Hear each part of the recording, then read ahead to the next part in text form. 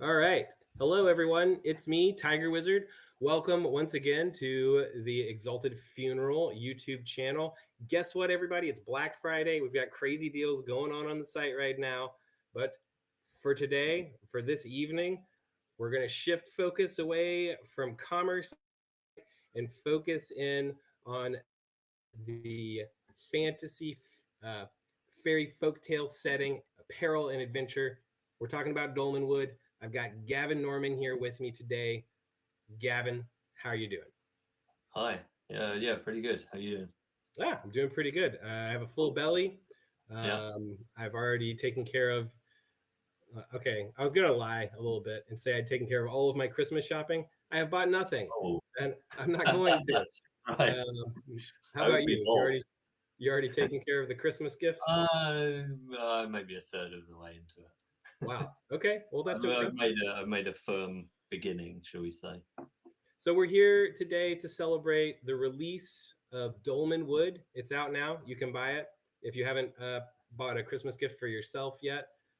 Gavin's done 30% of his shopping, and there are three main tomes included in the core books for Dolmanwood.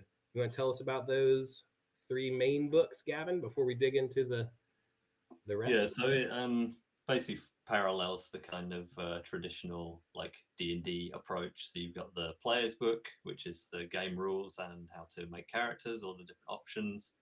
There's the monster book, which obviously is the bestiary, and the third book is the campaign book, which is kind of a combination of like the general like referee guidance and the campaign setting itself. So all the factions and 200 pages of hex descriptions, lots of fun settlements, loads of magic items, that kind of stuff. Do you have a particular favorite settlement in all of Dolmenwood and all of the Ooh, massiveness of the realm? There, like he just said, there are a ton. tricky. There are a ton of Yeah, different places. yeah, tricky. I have a few that vie for my favorite position. I love Lanxorn because that was the first one that we created. That's where it all began in the High Wold in the southwest. I love Prigwort because I don't know it's just kind of right in the middle of everything. It's the only kind of major settlement that's actually inside Dolmenwood, not on the outskirts. Um, Lots of kind of fun inns and taverns and beers and things. And I love Orb Swallow because it's a weird mushroom village. We could just keep going and list them all as your favorite because Yeah, they're all favorites. they're all so good. So if you're tuning in live, this is live. If you're watching it later on YouTube, don't worry about this. But if you're doing it right now on the 28th, then we've got a little chat feature on the side. And feel free to pop your questions in there or just your high fives. We have some special guests that are going to be jumping in a few minutes, and we're going to be grilling them with some intense questions about the creation of this amazing realm. But we want to hear from you guys too. So if you have a question, throw it in the chat and hopefully we'll answer it. Maybe we'll see. Okay. Um, so my good friend and coworker Beckett is in the command chair. Beckett, would you go ahead and send in our first guest, who I believe, um, much like Santa Claus, who has been checking his list twice, Noah Green has been behind the scenes checking twice, thrice, maybe even four times all of the manuscripts for Dolmanwood. 10 times? Oh my goodness. Noah, welcome to the party. Thank you. Thank you very much. So, Noah, I have just one sort of easy question for you, and I Oh, hope good. I hope it's I hope you got a good answer. But how familiar were you with Dolmanwood before you started working on this project? Ooh. Well, I was quite familiar with the Abbey of St. Cloud. Basically, I bought one of the worm skins. I thought it Yeah. was amazing. I then, of course, bought them all, as I am wont to do with any product line. And I got pretty deep into the Abbey and pretty deep into uh, whatever the Breggles were originally called. I guess they were called the Goat Folk. Just goat folk, yeah, Yeah, yeah. I got pretty deep into them, and the also the bakery. Mm. Now, I do want to hold off on the Breggles for just a second Sure. because I know that we're going to want to deep dive into them a little bit later. But kind of springboarding off of this, I have a question from Baron, who unfortunately wasn't able to join us this evening, but he sent me some questions along to ask you, Gavin. And his question was like, what were the general sort of inspirations and how did this all come about, which is a pretty broad question, but Noah just hinted on it with the worm skin. So why don't we go ahead and, just in case anybody's not familiar with the origins, share a little bit about where did Dolmanwood come from, and also kind of tack on to that if you had like a, I don't know, if you had like an appendix in for Dolmenwood, like what were some of the key inspirations for So I guess for me, the two main influences were, my love of old school D&D, specifically BX, with a kind of sprinkling of AD&D for good measure. And I read, must have been 2013 or so, I read Jonathan Strange and Mr. Norrell, it? Oh yeah. Susanna Clarke, Lord Dunsany's The King of Elfland's Daughter, and Neil Gaiman's Stardust, like back to back, all really amazing, like modern fairy tales. And after that, I was just like, whoa, I really want to make I really want to meld these two influences, make a D&D world with that kind of fairy tale background. So that was the real like seed of the origin of Dolmanwood. Very cool. And then the second part of that question was, well, I guess you kind of answered it in there, but the second part was kind of like, how did it come about? So like Noah was talking a little bit about picking up a copy of Wormskin. So you had this inspiration, and then and then you started working on it. So Yeah, tell us a little so bit about those early days of. yeah, so originally we wanted to, the original vision was actually how it turned out in the end, more or less. We wanted to make a player's book, a monster book, and the book with campaign setting. Started Yeah, working on great. it. You did it. Yeah. No Success. problem. Yeah, 12 years later. Seemed like a crazy amount of work, so we decided instead to start publishing little bits of the material in the zines, which was called Wormskin. We had eight issues of that in the end. It was really fun to write, and people really had a very good reception. But like by the time we got to 8 issues, I realized that like to flesh Dolmanwood out as much as I wanted to, we'd need like 30 or 40 more issues. And already with 8 issues, when I was running my games, it was quite unwieldy, trying to figure out which hex was described in which zine and which faction Sure. was where. So it was just a very disorganized way of publishing a setting. So then I went back to the original vision and was like, okay, we'll stop the zine. I will just, however long it takes, I will just finish this and then we'll publish it in 3 books as originally intended.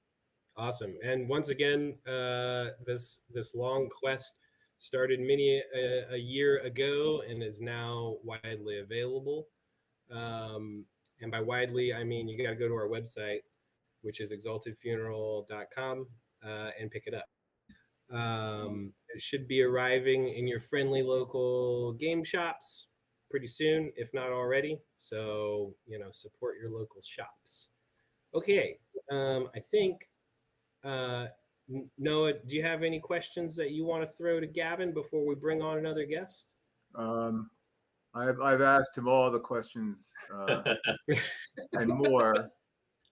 I question him every day. Ah, fair enough. So no. Okay. could I could add that So Noah came onto the Dolmanwood project after the Wormskin phase, when we started having there's 200 hexes in Dolmanwood, or each of which is described with a page in the campaign book. Noah came onto the scene around that time when I was juggling this huge amount of hex content and like didn't really know what to do. Like it was such a vast amount of information, and I just felt like I couldn't really handle it on my own. And Noah said, "Oh, sure. hey, have you got any projects that you need help with?" And I was like, actually, how do you fancy editing 200 hexes? Well, Do I you do remember what? actually. I have a question that I'm saving for a little bit later about the amount of content that is included in these books. But Mm, I understand that we have we've got a question from the crowd. So okay. let's go take a look on my phone at what Savage Sully says. Is that the original question? Can't wait for the Foundry VTT release of Dolmenwood. Are we getting a Foundry? Yo, that's not a question, but That's yeah, not a cool. question. Yeah. It's in development. Yeah, it's Oh, we don't have a kind of all timeline on right. it yet, but it's happening. Thank you for the suggestion, Savage Sully. It's not out yet, but it's in development. Love to hear it. So now I'd like to bring on our next guest, if that's okay, Beckett in the chair. Beckett says we're going to give it just a second, but then we're going to bring on a very special guest. Didn't actually work like Noah did on the project, but as I understand it, is quite a fan. So if you came for the musings, but then you stayed for the memories, you probably know who I'm talking about. It's James M. of Grognardia. James, welcome to the party. How's it going? Thanks. I'm glad to be here. Yeah, we're glad to have you. So, James, I think I already asked one of your You questions did. about the Appendix N. Great question. Um, but I understand. Well, first of all, why don't you tell people a little bit about who you are? And then you had another question about Breggles that I wanted to hold, and maybe we can talk about some goat folk. Sure. Mhm. Gee, I don't know where to begin. I'm James Malashevsky. I blog at Grognardia. Been doing that for a long time. I suspect a lot of people watching this probably knows the blog if they don't actually read it. They've heard of it at the very least. And as you said, I'm a big fan of Dolmanwood. Like I've been following it since the days of Wormskin, and I'm running a campaign right now. So that's pretty much why I'm here. How many players? I have 5 players. All right. Yeah, I've been running it for about a year now, I think. So it's a weekly game, and we've had a good time with it. So And all 5 of them are still coming. they So, are still coming. Yeah, they in fact they hound me often if for some oh, reason I am not able to play for a week because real life should intervene and prevent my doing that. They're quite disappointed. They're enjoying it immensely. okay. Well, cool. So I understood that you had a question for Gavin and Noah about the Breggles. I did. I did. Yes. So one Let's of have it. just as a background, one of the players in the campaign is a Breggle cleric, Mm. and so as a result, we've done a number of things with the Breggles in the campaign. They've become kind of important, and I was curious where did the idea for them come from? Because I find them endlessly fascinating, as do a lot of the other players. But I was just wondering, like, what was the inspiration behind the Breggles? Um, Thinking way back to the beginning, I think they were just a kind of. I get two things. One, as a sort of folkloric kind of archetype, like goats obviously have this sort of mystique about them. Hmm. And we kind of the other aspect is that we didn't want to include any of the kind of typical D&D kind of humanoids or demi-humanoid races. Um, So like, you know, we knew we didn't want to include like orcs and gnolls and hobgoblins and all this kind of stuff. So just combining those two things, you know, we thought it would be cool to put like this more like folkloric kind of themed kind of species in there, and that's how the idea of like goat people came along. Um, Gradually, they were sort of divided into the two types that you see nowadays, which is the kind of Breggles proper, the like civilized people, and the Crookhorns, which are the like evil, corrupted ones. Those But are that not was kind Breggles. of the Yeah, original those are not Breggles. They're not Breggles. thing. Right. They're Okay, lost to us. there's some contention No, about not the. contention. Oh, They're okay. lost to us. They're It's taken by. clear. We won't say the name. We can't say the name, but of who took them. But they are lost to us. So if I can follow up on that, I see that there's a question in the chat from Gabriel. Gabriel asks, what sort of literary sources did you rely on for inspiration regarding specifically the folklore of Dolmenwood? And to be more specific, are there any instances of goat people in, I don't know, historical folklore that you referenced when coming up with the Breggles? Regarding the Breggles, not, I don't think. I mean, it's just, I mean, a lot of stuff with Dolmanwood, apart from the kind of modern fairy tales that I mentioned, Sure. it didn't involve like deep kind of research into traditional folklore fairy tales. It's more just the kind of background. I don't know, I would say like knowledge or education, but that's not the right word even. Just the kind of background, yeah, knowledge we have of fairy tales from growing up in, you know, I grew up in England, which obviously is like, you know, where a lot of these fairy tales come from. And just the experience of my childhood and life growing up there in this country with like old stuff everywhere and like, you know, ruined castles and like, you know, Oh, twisted that's mossy forests and stuff like that. It's just a kind of osmosis of all those kind of yeah, influences, I think. that's really interesting. And I really enjoy hearing that because I think a lot of times maybe creative people over research stuff.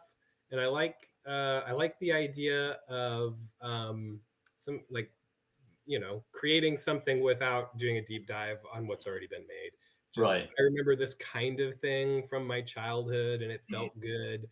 And this is how I remember it or how it feels to me. I Yeah, think that's exactly. Yeah, I feel like Dolmanwood is like an expression of many influences that have gone into me over my life. You know, some specific piece of literature, like I mentioned, but generally is more a kind of synthesis of like a lot of different stuff that I can't necessarily like put my finger on exactly, but it's yeah. in the mix somewhere, you know. It's kind of like being asked to draw a scene from Diablo, the video game, when you've never played it and only seen ads for it. Right. Which is an attempt at a segue for our next guest, who I don't know if he's played Diablo games, but we're going to ask him, I guess. Uh, can we welcome onto the show Beckett, our next guest?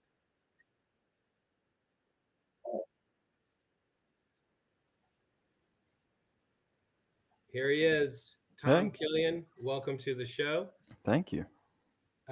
So I think we're also going to ask Beckett again if he can add some more spice to the show by popping a couple images that you created for Dolmanwood up on the screen. Tom, of course, did a ton of artwork for Dolmanwood, beautifully and lavishly. Sure. And we're going to say goodbye to Noah. Noah, thanks so much for joining us. My pleasure. Thanks for having me. Yep, it was great to have you. And I guess we're gonna plaster some Tom Killian artwork over where Noah was. So once again, Beckett, just to remind you, we can't see what you're putting up. So just if you could say out loud to us so that Tom knows what we're looking at, when you pop it up there. So Tom, how was your experience working on Dolmenwood and illustrating so much cool stuff for Dolmenwood? And follow up Yeah. question: Mhm. have you ever played the Diablo games? No, my experience with Diablo was my older brother telling me the story of the game on the playground without telling me that it was from a computer game he'd played. Like Okay, it was just something he made up. So, and that's pretty much the level I've stayed at ever since. cool. Me too. Yeah. Just all I know is what your brothers told me. You know. Yeah, he's spreading it around. Yep. But how Um, was the experience working on these yeah, drawings? it was great. I think working on Dolmanwood. Sorry. Oh, we I have a dwarf. Yeah. I think working on Dolmenwood is kind of it's the first big project that I've really had in my illustration career. You know, we've been working on it for a long time, and I think that's uh, I don't know what like got me from cold emailing art directors all the time to like having steady work that I've been proud of. Hell yeah, that's awesome. Yeah. This we're now looking. What is this thing we're looking at now? It's I think that's a. That was a Harridan. Now we're up to Shorthorn Bregel. So we've already Oh. skipped through a couple of images. Okay. Tom, do you remember what the first piece you did was for Dolmanwood? I can't think it remember. was the Grimalkin. Is that right? Ah, yes, could be. Yeah, with the three different Yeah, forms. trying to get the three right. forms of it into Yeah, the single which spot was your idea, illustration. actually. Yeah. Yeah. So the Grimalkin, for those of you that are unfamiliar, is a kind of like cat-like thing that changes from. What are the three phases, Gavin, that it goes through? So it can be like a normal cat, like a domestic cat. It can be a kind of cat, a little cat person, like sort of Puss in Boots kind of character, or it can be this kind of crazy ball of like fey chaos energy with a kind of Cheshire cat grin mixed into it. Final form, yeah. And that Very cat cool. who appears in the book is based on my exotic short hair, Sunny. Oh, right. So, yeah. Cool. So I think I never Gavin, made you that have one as well, connection. right? Right, nice. James, do you have a cat? I do not. No. I'm sorry for you. Gavin, do you have a cat? Yeah, I've got two scratching at the door to get in right now, actually. Oh, we should let them on the stream. So, James, I was just gonna pass it back to you before we say goodbye. Did you have any other questions that you wanted to ask Gavin? I have a lot of questions to ask Gavin, but ones that would be of interest to other people is the question to figure out one that other people care about. Actually, I do have one I think would be of interest. Why is it that you was it intentional? I suppose it was, but you can tell me about Dolmanwood being such a small sort of an environment. Like that's one of the things I find I like a great Right. deal about it. I mean, I know it's Yeah. 200 hexes, which is a lot to have to describe, but it's a very circumscribed sort of space. Was there a reason that you did that? Did you have was there an intention behind that, or is it just what you felt you needed to Yeah. do the kind of thing you wanted? Because I most would fantasy say, settings tend to be big. yeah, definitely. I would say probably the background to that is that I had seen, some of these like TSR box set settings. Like I remember getting the Dark Sun box set in the 90s. Really, really amazing settings, but they just give you this very like high level overview of a very big region.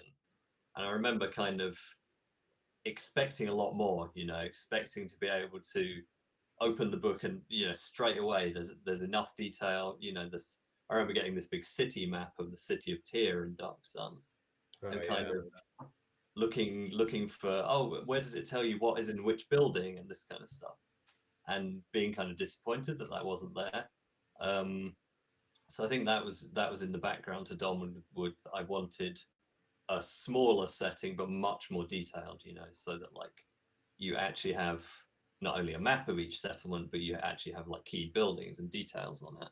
And similar for the hexes, you know, rather than just a kind of overview of the different regions, that you actually have like concrete hex descriptions for everything. Very cool. Also, there was the idea of being able to plug it into a wider setting. So, like, you know, we kind of conceived of it as of this like chunk of the world that then you could easily place inside a wider setting if you wanted to. Like I've heard of people placing Dolmenwood in Greyhawk, even say like so. You know, I think it's the Dolmenwood books don't really talk much about what's outside Dolmenwood, so it has that like flexibility that you can kind of plug it in anywhere. I've So seen. that wasn't really an aim, but that was kind of a side effect of the way that we did that. I'm seeing now that we have a bunch more questions on the live stream, and I'm going to get to them, but I don't want to skip past this juicy nugget, which is back to Tom. Could you tell us some of the things that sort of inspired you? You know, if you want to talk more about your brother's version of Diablo, that's fine. But as an artist, like, what are some things that really inspired you? What kind of source materials or references did you look at?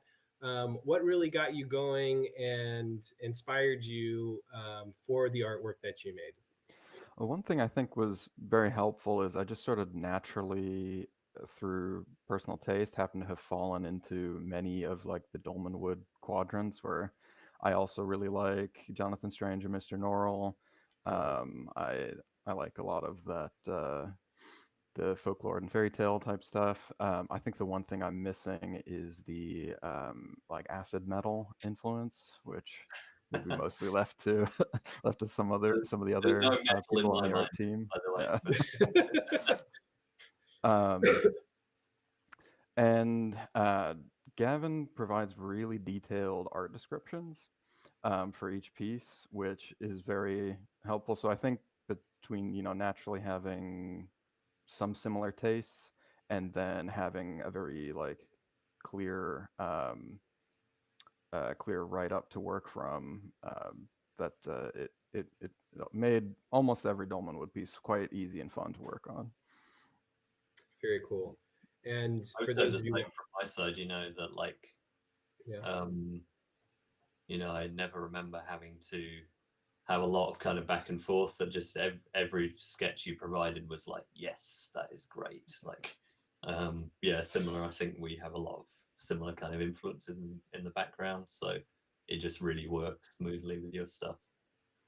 The I love it couple that when I a plan comes remember, together and just sorry. clicks. Yeah, go Yeah. ahead. The couple that I remember getting notes on were, I think, because I I'd read probably the first 7 Wormskins, and then after that, if it wasn't in an art brief, I wasn't keeping pace with the text as it was developing. Right, So when there were some tone changes, I was, you know, I had like the writing style of Wormskin in mind. And then you gave me a couple notes like, could we do fewer like breaths on this? Were a couple ones, which was funny for me because in, you know, way back when I was in art school, I had the reputation as being like kind of a square, you know, not really pushing any boundaries. So so it was funny to get like, that's a little too gory, or, you know, could we cover that up type stuff. right. Very fun. Okay, I got a whole ammunition belt full of questions to rapid fire at you guys. Yeah, cool. I hope you're ready.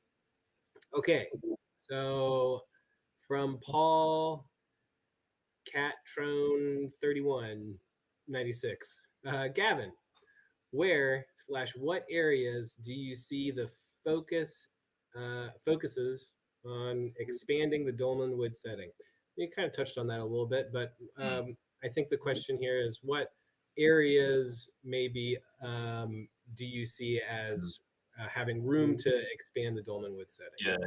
Yeah. I mean, so the first thing, which is what we're actually started working on now, is more dungeons. You know, like as a Dolmanwood is primarily a campaign setting and a hex Yeah. crawl. It has a lot of like implied dungeons, but in the campaign book, there's only one actual dungeon, which is the kind of starter adventure at the back of the book. So yeah, this is the first thing we're going to do as a supplement with like 20 or 30 short adventures or dungeons that you can just kind of drop into your campaign wherever you like. I guess probably another big area I would love to get into would be fairy. Like again, Dolmenwood kind of mentions these different fairy realms and the rulers of them, and has some information about how they have. Can you just keep talking about that for a second, and then I won't have to ask these next two questions? Okay, cool. Yeah, I'm gonna give credit to them before you answer their questions without them asking it, and shout them out. So we have from the West Marches. Hey, love all your work, Gavin. I don't know what his voice sounds like, but I'm just doing this one. Love all your work, Gavin. Would you consider writing a source book for adventures in fairy? And then we've also got Turtle Scout Studios asking, have you considered expanding the fairy into its own hex map, even if it's disconnected sectors? Yeah. And then we've also got a question from Whole Beach Law IP. When might we see a Red Cat Cauldron release? Okay, cool. That's a separate question, but I'll try to remember. It is a little bit separate. I didn't read the whole end of it before I asked it, so I thought it was going to be about. So the first person you read out in their an exact replica of their voice. They have the name of it actually. I've got a file or a folder called Adventures in Fairy. So there literally is a book with that name, code name anyway, planned. So probably I would not envisage doing it as a hex crawl. I think that works for the mortal world, but for fairy, I see it as more like shifting and vague, indefinite. So I don't know. We'll have to play around with what works, but probably some kind of like depth crawl, or like more like kind of table oriented. Like you enter, and then the referee rolls on some table to see like where you emerge into fairy. And then different tables to determine as you travel what you kind of come across, and maybe like the longer you travel, the deeper in you get, and you would gradually approach the stronghold of the ruler of that domain or whatever. So that, I would love to get into that. It's not like, I think it's not the kind of most urgent thing to publish for Dolmanwood, but like it would be a really, really great book to get into. So I do have a question about urgency. Yeah. And this one also comes from Baron Durop. And his question is, now that today has happened and we have released Dolmanwood out into the wild, what are the plans, whether they be code-named or otherwise, for continuing product support for Dolmanwood? Yeah. So that ties into the Red Cap's Cauldron as well, which is a nice segue. So the first thing is currently codenamed the Book of Layers. This is this book of 20 or 30 short adventures that I mentioned. We are bringing back the Wormskin zine. So it's going to be Volume 2, Issue 1 is currently in development.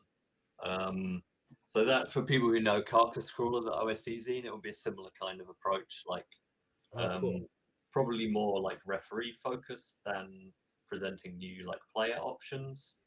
But in an issue of Wormskin, you can imagine stuff like a couple of new monsters, a short adventure, probably an adventure placed in a specific hex. So like if your group goes to this hex, you now have this dungeon fleshed out.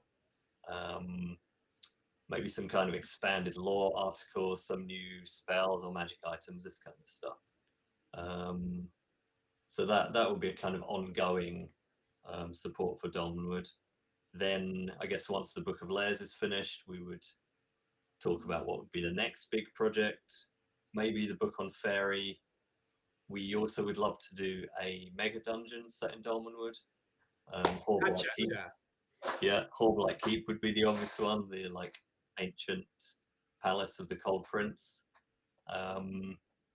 So we'll see. There's some options. We still have to kind of decide which direction to go in with Okay, that. so personally, I'm a big fan of mega dungeons. I think they're radical. James, how do you Yes. feel about mega dungeons? Oh, I'm a big fan of them myself. I mean, I've created a couple of them over the years. Yeah. Yeah, and so I would love to see a Dolmenwood mega dungeon. It's not something I'd What's even associated with Dolmenwood until now, but once you mentioned it, it was sort of, oh, that could work very Right. nicely. what would you hope to see in a Dolmenwood mega dungeon? That's a good question. I think probably I would hope that it would be different. I know that's kind of vague, but different than the way that mega dungeons are usually presented. In that a lot of times mega dungeons are done as like the focus of a whole campaign. One of the things I like Yeah. about Dolmanwood that's really unique about it is that everything's sort of connected. There's so many factions and so many locations, and there are all these elements that keep recurring and that have can send you off in one place to another. So I'd hope that a mega dungeon would do something similar, that the things you'd find, the people you'd encounter, the creatures you defeat would point to other places in Dolmenwood and sort of bring the whole setting together in that way. Right. I would like to see that anyway. Yeah, that's a great note actually. I mean, it's as a historical site, Horblight Keep could fulfill that role in that like it's been there for I don't know who knows like thousands, tens of thousands of years potentially. Now, everybody out So there it could in have these YouTube ties. land, I know that I said I was going to rapid fire ask all these questions, and I got through like maybe one of them. I'm not sure, but Three or four. I will ask a few more questions. But we're Okay, gonna hold up. Let me I'll- just mention the Red Cap's Cauldron because yeah, I let's do never that. quite got to it. So the Red Cap's Cauldron was an adventure that I was originally going to include in the campaign book, but after testing it, I wanted to expand it, and then it became too big for the 6 pages I had left allocated in the campaign book. So probably that will appear as a standalone adventure at some point in a kind of expanded form. So okay, we've answered that. So continue. Okay. All right, I'm going to pause on all the YouTube questions for just a second. I want to bring our last guest of the evening on, so we can talk with Exalted Funerals' very own Matt Kelly. I want to get him involved in the conversation, and then we're going to hit up some more of these questions. So, James, we're going to say goodbye to you for just a minute, and then we're going to bring Matt Kelly on. But don't go anywhere because we're all coming back on for the final round where everybody has to tell us about something that we'll get to towards something that we'll get to towards the end of. All right, so we're gonna go ahead and bring him on. Be nice. He's my boss. It's Matt Kelly. Welcome to the show. How's it going, Matt? Hey, everybody. How you doing? Well, we're all doing really good. We're all very excited about the release. A lot of all-stars right here on this, this hootenanny we're doing. There's a whole bunch of people here. That's really great to see everybody come together. Yeah, dude. So, Matt, can you tell us a little bit about how Dolmanwood partnered up, Necrotic Gnome partnered up with you and Kristen, Exalted Funeral, and helped bring this thing from Gavin's childhood mind and put it into these gorgeous books illustrated by Tom. And we also have a question about Paulina that I want to get to in the chat. Another illustrator that was a part of it. But let's talk for a second. Back, actually. Yeah, it actually goes a long time ago, and Right. it's not going to be as super, I guess, sexy as an answer because Gavin's like, "Hey, you want to do something?" I was like, "Yeah, sure." Perfect. Great answer. It was a lot more simple than that. But it goes back a long time. I mean, Gavin had been doing OSC, and we had been going through those Kickstarters and running those campaigns and getting the all that taken care of. And he had mentioned this a few times that he'd been working on it, that it had been kind of like he had gone at like a different kind of steadier pace at this, like taking chunks away at getting it done. And he always kind of just dropped little morsels around, like, hey, this is coming, this is it. And then finally one day I was like, hey, can we finally do this? And it's like, yeah, of course. But not like I said, it's not like a super sexy answer. I was just like, when Gavin asked, can I do something? I was like, yeah, sure, let's do it. Like, because it's nearly, I don't know, it's always brilliant. So what's what's the point of saying no? I was thinking back to, I think our first, was that Wormskin? I think it was Winter's Daughter, wasn't it? The first product Yeah. of mine that Exalted Funeral stock was Winter's Daughter, which then again was the first kind of Yeah, technically we post-Wormskin did product. wholesale from you. We purchased items of Wormskin. Oh, okay, and Wormskin, right, Yeah, cool. Wormskin then was gone, and then Uh, then it was like this thing that was always out there, and everybody's like, "Do you have Wormskin?" I was like, "Please stop emailing me." There's a lot of stuff going on. We don't have any more copies. Wait, there's going to be more stuff. So yeah, but it was it was nearly at the beginning, really. yeah. Mm. Excellent. So, Gavin, what's it like working with Matt? Oh, I don't get to work with Matt that much actually. I know he's a bit of a mystery man. I'm not really sure what his role is in Exalted Funeral. I guess the real question is, Saying yes Gavin, or no. what questions have you been holding on to ask Matt now that you've got him on a YouTube live? Ooh. I don't know if there's anything I would ask live in All front right, of fair enough. We're gonna thousands go. of viewers.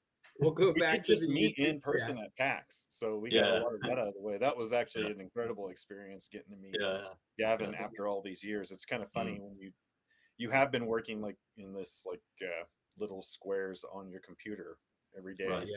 for an eternity, or you make these huge decisions via these. We've been doing this such a long time through phone and tag and everything, and then finally getting to meet each other in person. It was pretty awesome. Yeah. Yeah. Yeah, weird in that it felt like we had met before in Oh a yeah, parallel talk all the life. time. Talk about our Yeah. families and things and everything Yeah, going yeah, on, exactly. and we up to date on everybody's personal lives and everything. And then it's like, oh hey, you're a real person. That was Yeah. great. It's really cool to get to meet the people that you look at on a YouTube stream or on a Zoom call every day in real life and find out that they're just as cool as you think they are. And Gavin and Matt are both very much like that, just as cool and fun to be around in person as they appear on this video. I can hardly imagine. We must seem really super fun, I guess. we really are this fun. Wow. Yeah, exactly. Okay, I'm going to go back to the questions. There was one about the artist Paulina, which I wanted to get Tom's opinions on as well. Of course, all of the artists, there's so many of them that participated in sort of lending their skills to crafting the artwork that represents this beautiful, lavish world, this setting. So let me see if I can read the question. It comes from 3D6 DTL. Oh, 3D6 down the line. What's up in the chat? How did you hook up with the artist Paulina? Her last name. I feel like her Dolmenwood art is inseparable from the overall aesthetic of the product and setting.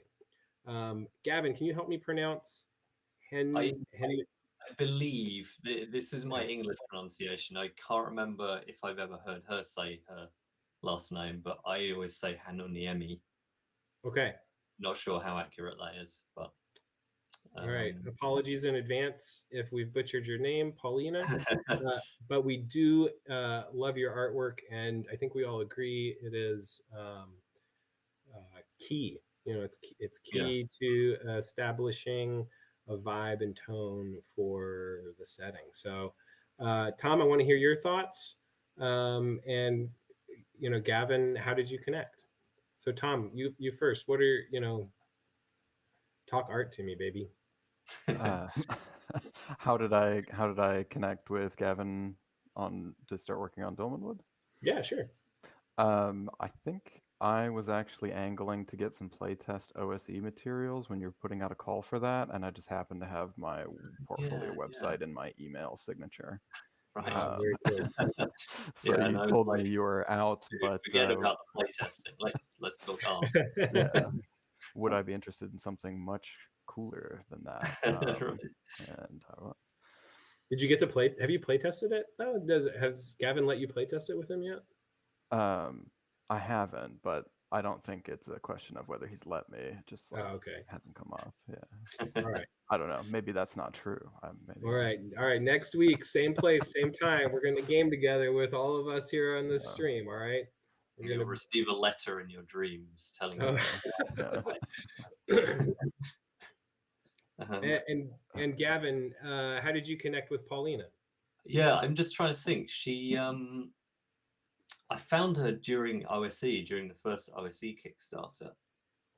She did one piece in the OSE rules time, but I can't remember where I found her. It's like there was a point where I think it was a stretch goal in the Kickstarter that was like we will add, X amount of color art pieces to the book. Yeah. And I was looking around for, cool artists to work with. I think maybe even someone on the Kickstarter might have suggested her. Oh. So I just saw her stuff on Instagram, and at the time I was thinking of OSE, and I was like, oh yeah, cool, great stuff. Like, contacted her, got her to do this one piece, and then when it came to doing, developing Dolmanwood more seriously, I was like, oh right, she's the person to contact. And then like got her to do all of she does the like chapter heading pieces. So every chapter you come to, there's like a 2-page spread with like art and a little kind of introductory text. So that's Paulina. Yeah. She lives in Europe, so unfortunately it's the middle of the night for her. I wanted to invite her, but it must be like 4 a.m. or something. So well, maybe she can join us in our dreams, just like that invitation letter right. to play a game. Okay, let's zippity doo back over to these YouTube question chats. I've got a question from Arachnid, Anarchic Arachnid. How hard was it not to try and cram all of the legends of lakes and bogs into the Dolmenwood? I don't know if I know all the legends. Well, you said earlier that a lot of Dolmanwood was dreamed up from memories of your childhood. So yeah, I mean, I guess that there are bogs and lakes in Dolmanwood, but more so, I mean, this sounds really obvious, but like more so, it's a forest. So yeah, I mean, I would love to also do a kind of the world beyond Dolmanwood and expand beyond into different regions, and like could definitely see like different regions having a kind of different biome. Like I've dreamed about a kind of coastal region to the south of Dolmanwood where we could get into like kind of nautical kind of folklore and like little islands and sailing and all this kind of stuff, which like would again have a very different kind of vibe to it, but also would tap into kind of folklore vein. there's so much content, Gavin. What's that? It's so much content. There's so much stuff in Dolmanwood. There's also so much stuff in your head that's around Dolmanwood that hasn't been released yet. Yeah. I'm paraphrasing a question from a friend who's not on the stream, but how would you recommend that someone who is new to Dolmanwood gets started? Like, what's the best way to get started either with running a game in Dolmanwood? There's so many places that you could choose to start. Yeah. How would you recommend somebody like dip their toes in into the setting? I mean, I guess if you wanted to have a real easy dip, you could buy I don't know, probably Winter's Daughter, like the adventure, and you could kind of place it in a sort of loose impression of Dolmenwood. You know, run this one adventure, see if you like it, see if your players like it. If they do, then you could say, you know, retroactively kind of say like, oh, that adventure was in the forest close to the town of Prigwort, say. Now the characters return from the adventure, you're in Prigwort, and then you've got the campaign book and you can kind of run from there. You've got a lot of information about the town. You know, you can just read the few hexes around the town to get an idea of what's in the immediate region. Look at the campaign book has an appendix of rumors for each town. So from that, you can easily kind of pull out some little kind of local kind of hooks of interest and just take it from there, really. Cool. Another question, and this one's really for Matt. Where are my Dolmanwood books? We do have a question from somebody in the stream, kind of related to the timeline, which is it's again from 3D6 down the line. Question from Matt: in terms of scope of project that EF has handled, where does Dolmanwood rank? Like number 2. Okay. It's probably right after Monty Python, really. And I mean, in a way, you could probably argue it's more so because, again, the timeline and time I've known about Dolmenwood, what we've talked about Dolmenwood, where we've gone with OSC, how OSC and Dolmenwood kind of still developed concurrently but diverged a little bit. There was a lot behind the scenes, you know, to where the development went. And so I guess there's an argument to be made that we even done more with Dolmanwood technically, because it's been around for so much longer than, you know, just about any of our other projects like that. And so by sheer size, it is, you know. And complexity. Like complexity incredibly as well. complex. And you can really see when you look not just at the books, but also all of the accessories that come with it.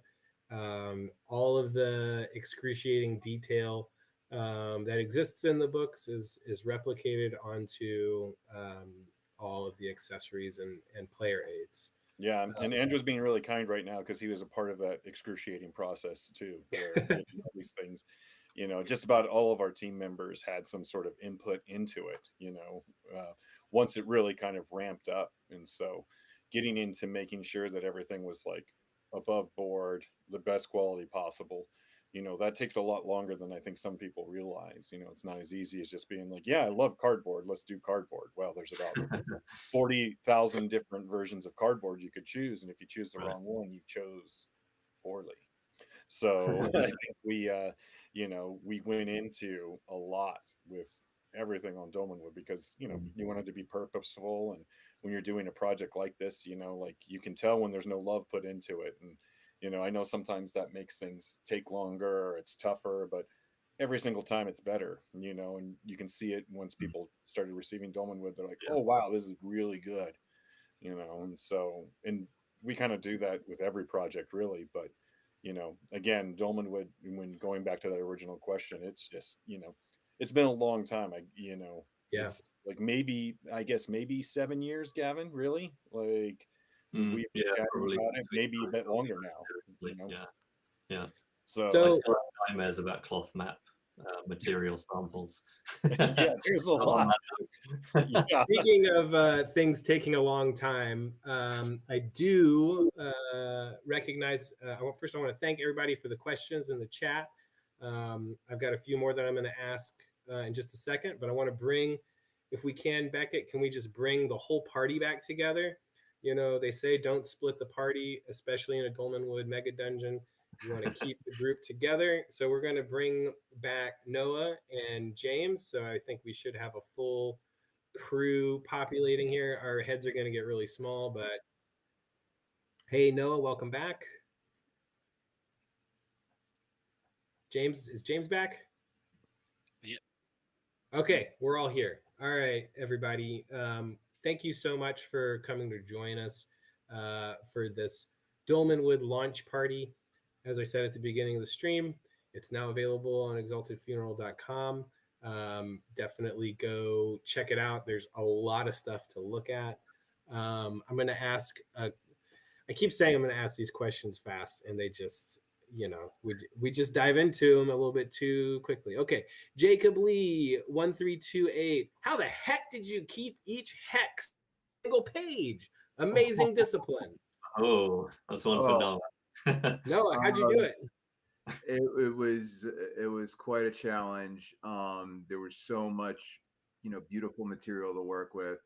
I mean, the easy answer is we just did it.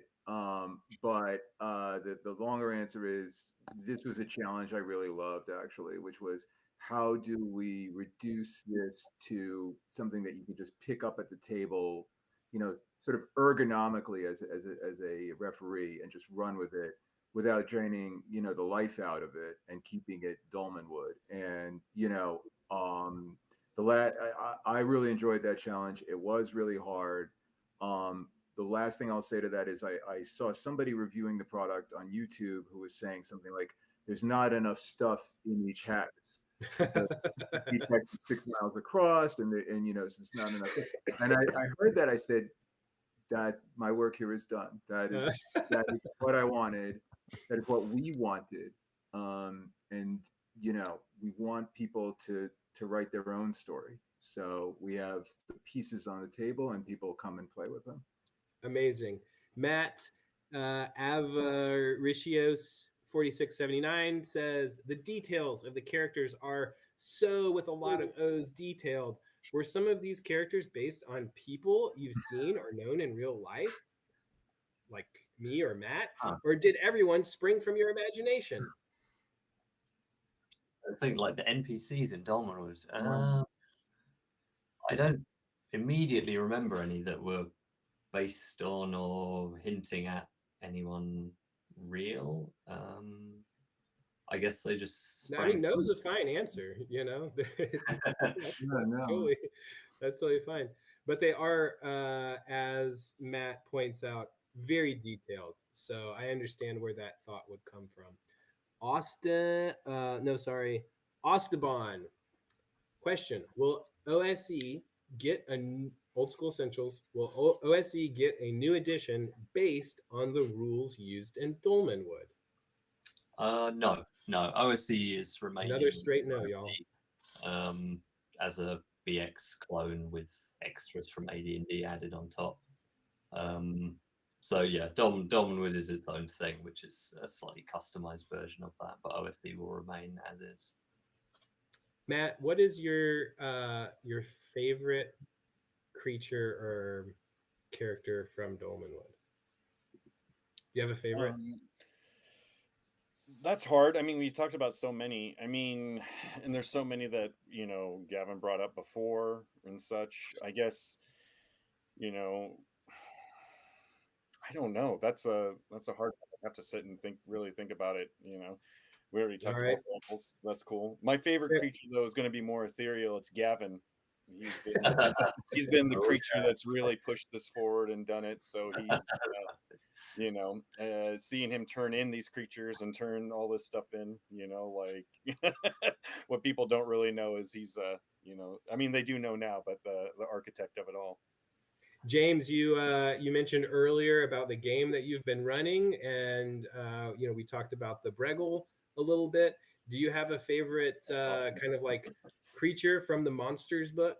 I'm fond of a lot of them, but one of the ones I'm quite impressed with is the Gloam. I like the Gloam. Yeah. It's a very evocative idea. It's really striking in just conception, but also in play. It's a wonderful thing. I really like the Gloam. Very cool.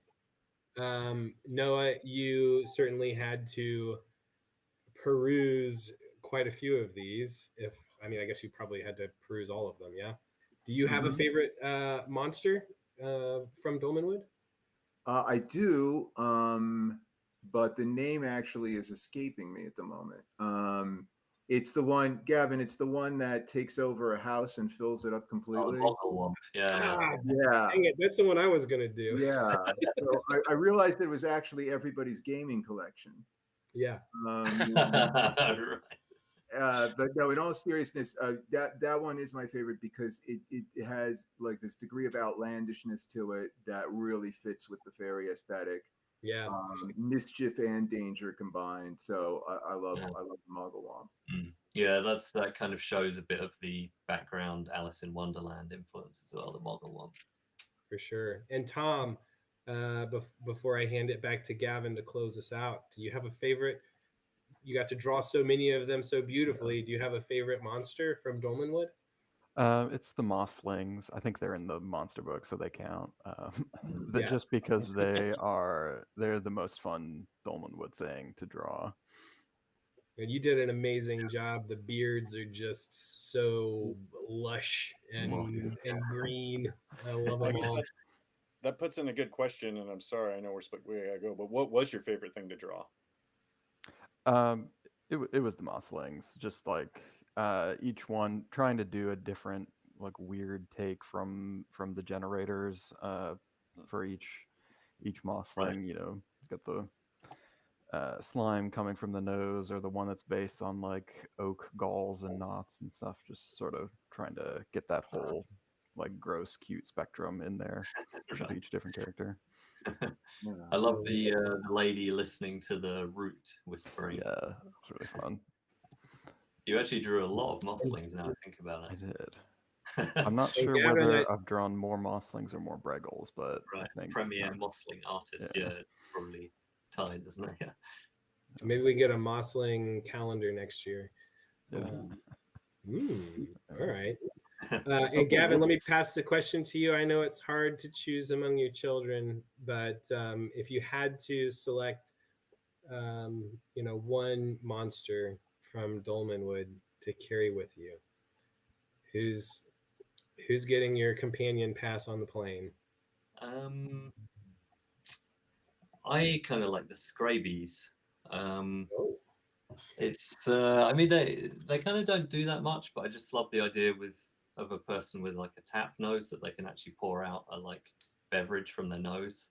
yeah. When I was a little kid, I always thought Gonzo's nose was a faucet. Yes, right. Yeah, maybe that's where it comes from. Hmm. Could be. Yeah. Maybe not. I never thought of that, but yeah, it could be the inspiration behind it.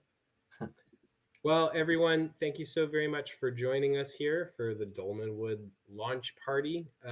If you haven't picked it up by now, I don't know what you're doing. It's available. We said it at the beginning. You should definitely go check it out.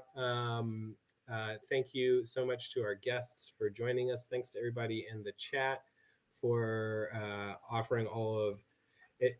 I haven't been able to keep up with all of it, but it looks like it's a lot of a really good community sort of rising up behind it. And there is an amazing community behind this game. So if you do pick it up, you will not be lacking in new friends or old friends to play the game with. That's pretty much it. I hope everybody has a wonderful holiday. In order of appearance, Gavin, thank you so much, not only for joining us, but for creating this thing. Noah, thank you so much for joining us, helping edit it. James, thank you so much for your excitement and your knowledge.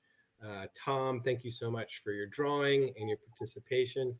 Matt, thank you so much for your handsome, good looks and for publishing and joining us and for publishing this amazing game setting. I think that's about all the time we have for. So, Gavin, you want to sign us off? Yeah, one thing that came to my mind as you were talking about the community was just to note that there's a third-party creators license for Dolmanwood. So like we're super excited to see what other people add to the world in terms of their own ideas for adventures, new monsters, new playable classes, etc. So yeah, go out there and make more Dolmanwood stuff. We can't wait to see it. All right. And that's all the time we have for. Thank you.